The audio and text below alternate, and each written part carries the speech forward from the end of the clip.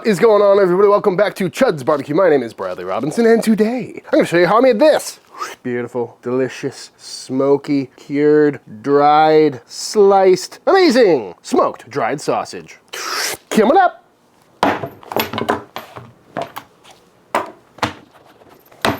This is some meat. Pat it dry. And what I got here is some brisket trim from the last time I trimmed a brisket, and we've got some pork belly over here as well, because we're going for a beef and pork sausage blend today. But I suppose you could use whatever cuts of meat you like, you know, all beef, all pork, or like we're doing today, a mixture of the two. Because today is a bit of a sausage making experiment, because down in New Braunfels, there's a butcher shop that sells these dried sausage links. I also sell them at Buc-ee's. I saw a bunch of them in Germany, and I've always wanted to try and make them. But essentially, it's a regular C-link sausage, standard thickness, that is dried and cured, kind of like a Pfefferbeißer or kind of like biltong or something like that. And I've had them several times, and they're very tasty, but I'm not exactly sure how they're made, which is why I said it's an experiment, because I have no idea at this point if this is going to work. But I'm essentially going to make some normal sausage links and then air dry them for probably a week or so until they lose all of their moisture, get kind of wrinkly, and the texture is kind of like a beef jerky, kind of like a snack stick. And I'm basically going to follow the same principles I did for making Pfefferbeißer, which is a German snack sticks I've made a couple times on the channel. So I think I'm going to do 50-50, half beef, half pork belly. That should give us a really nice fat ratio. And I think I'm going to make about 4 pounds today. Luckily, I already cubed up all this brisket trim, making life very easy. But just getting everything cubed up to be nice and small so it chills down really quick in the freezer and fits on our meat grinder. So into the freezer this goes. And while our meat gets nice and cold, let's go ahead and get our spices together. Starting with some kosher salt, some pink curing salt, #1, some black pepper, granulated garlic, some dry mustard, and a little bit of mace. And get that all nice and mixed up. Keeping the flavor pretty simple for this sausage today, just garlic, salt, pepper, a little bit of mustard in there. And that mace is gonna give it a nice kind of German flavor profile. But I think this should work out just fine, nice and savory. And I'm not putting a binder in, because a binder is there to help with the bind, obviously, but it also retains a lot of water. And because we're trying to make dry sausages, we don't want to keep that water in there. So no binder today, just some simple seasonings. And I think it should work out great.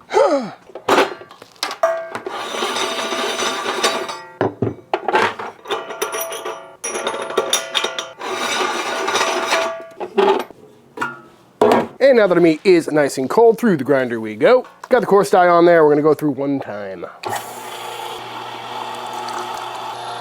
Nice coarse grind on that, looking good, nice and pebbly. So now in we go with all of our spices and get that mixed around. Smells good. And then in with our water, 10% by weight of the meat. And I know I just said we don't want to have too much water in here, but we need the water to get the texture of the sausage properly. Otherwise it's gonna be really loose and it's not gonna bind up at all. So, and because there is no binder in here, I need to really make sure I mix this really well. So probably a good 5 minutes of this. And just like that, after a lot of really cold mixing, this stuff is looking extremely tacky, nice and sticky. And we got some good protein extraction going on. So now all we gotta do is case it up.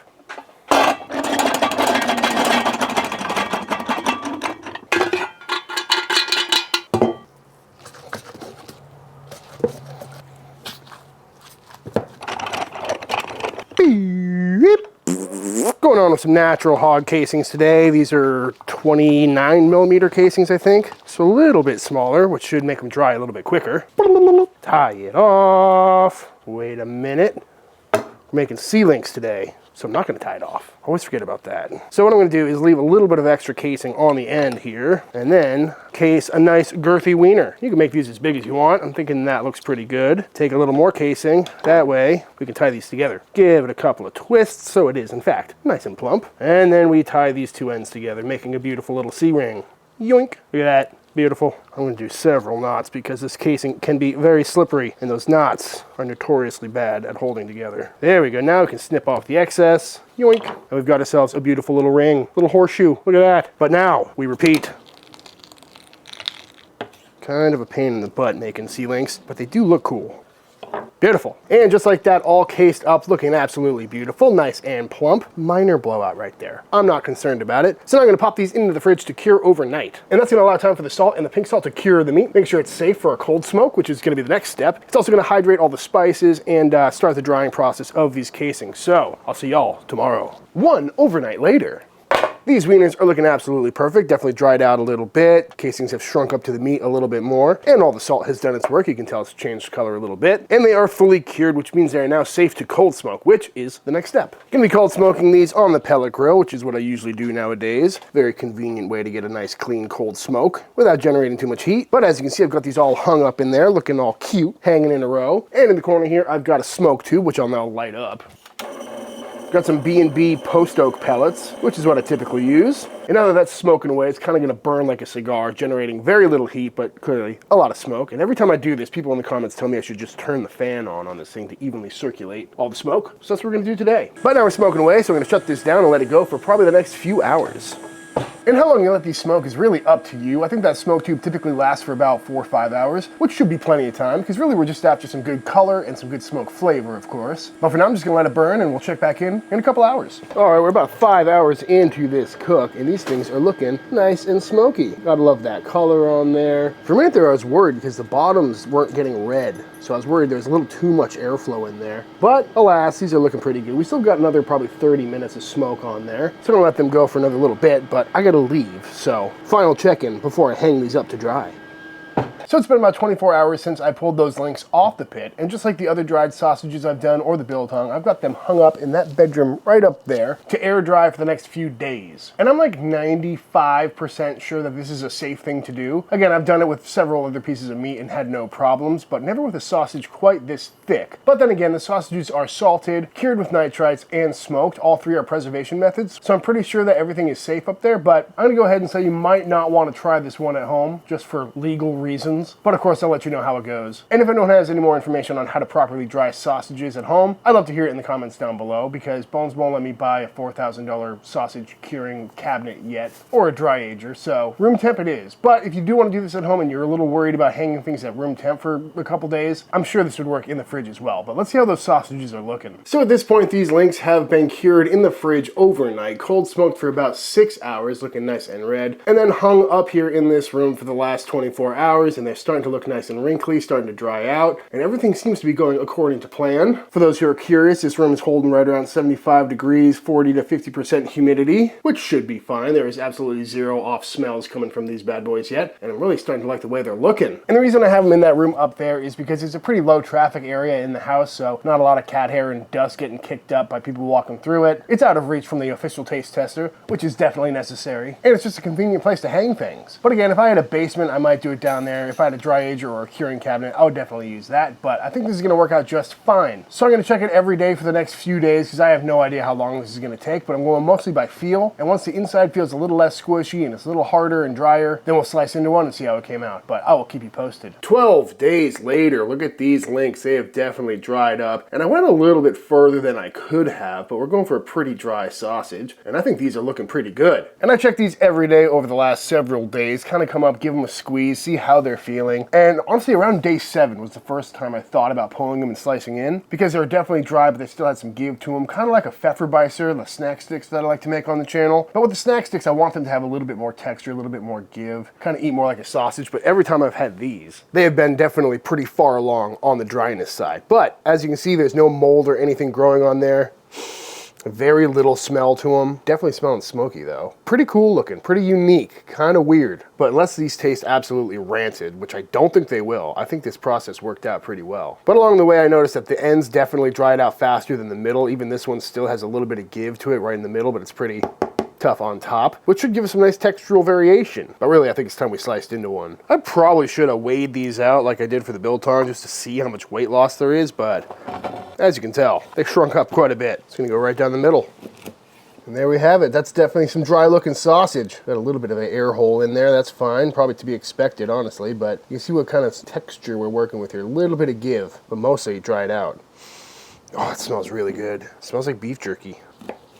It's pretty cool looking. Little road snack. Maybe I should have put a binder in here after all. That probably would have helped with the texture. Or maybe next time I'll try a less coarse grind. Something a little more akin to like an emulsified or something. But the further we go up, still looking good. Kind of got that greasy vibe going on.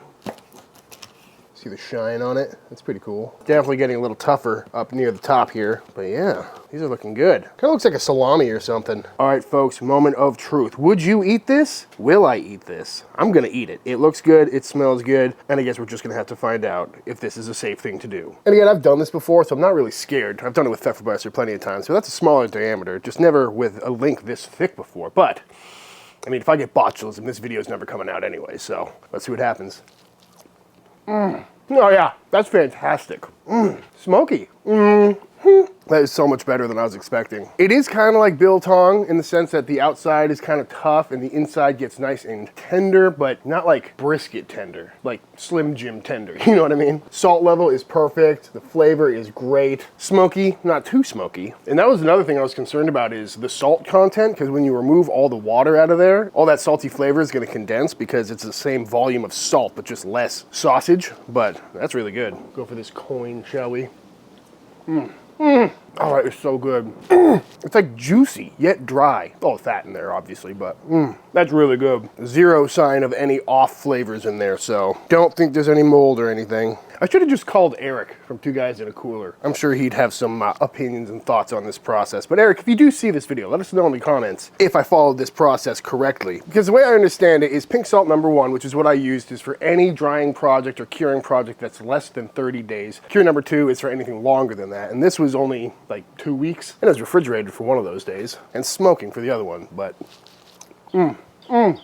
But also, anyone else who's ever made sausage, I'd love to hear your thoughts and opinions on if you would make this and try this. Or if you've ever had these before. I know I've seen them at Buc-ee's before, saw them in Germany, seen them in New Braunfels. Snap test. But yeah, it's like a perfect combination of like beef jerky meets sausage. It smells good. And I know there's no way to make this sound appealing, but it kind of smells like a dog treat. Beautiful.